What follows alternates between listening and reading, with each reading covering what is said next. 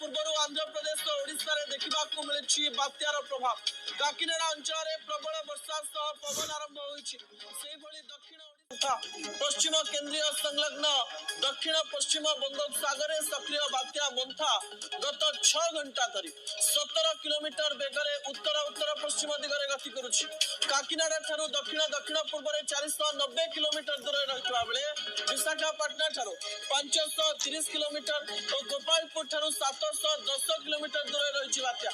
यह क्रमशः उत्तर उत्तर पश्चिम दिगरे गति करी 28 सकाळु भीषण बात्यार रूप नेब। से समान दिगरे गति करी आंध्र प्रदेश उपकूल मछलीपट्टनम और कलिंगपट्टनम ठारे काकिनाडा निकट में काली संध्यार राति मध्य उपकूल को अतिक्रम करिब। एही समय पवनर घंटा प्रति बेग 90 रु 100 एवं झटका पवन 100 रहिबा नै आकलन करिछि भारतीय पाणीपाग विभाग।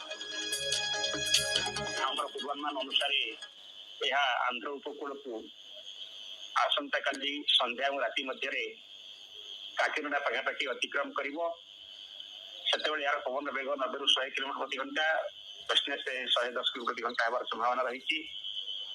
यार प्रभाव में आंध्र और ओडिशा रे वर्षा आरंभ हो जाइछि। दक्षिण ओडिशा जिला मानक आकाश मेघुआर सहित वर्षा आरंभ होइछि। धीरे धीरे जेतेबेले यह उत्तर उत्तर पश्चिम दिगरे गति करिब आसंता काली अर्थात 28 तारीख और 29 तारीख में ओडिशा सबुठ अधिक वर्षा हेबो। जो जिला गुड़ी अधिक प्रभावित होवार रही से दक्षिण ओडिशा रे गंजाम गणपति कोरापुट नयगड़ा कोरापुट रायगड़ा मालकानगिरी नवरंगपुर कलाहांडी नुआपड़ा बौद्ध कंधमाल इत्यादि यही सब जिला मानक वर्षा सहित पवन बेग 60 रु 70 किलोमीटर प्रति घंटा दक्षिण से 80 किलोमीटर प्रति घंटा हेबार संभावना अच्छी।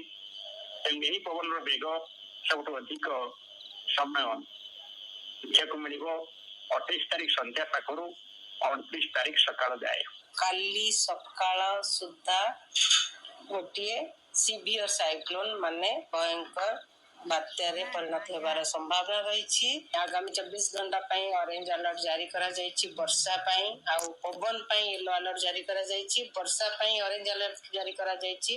गंजाम गजपति रायगड़ा कोरापुट मालकानगिरी नवरंगपुर कलाहांडी कंधमाल जिले में जोटारे कि प्रबल अति प्रबल वर्षा रहिबार संभावना रही। गोटे कि दुटा स्थान में किंतु पूरा राज्य रे वर्षा रहिबो।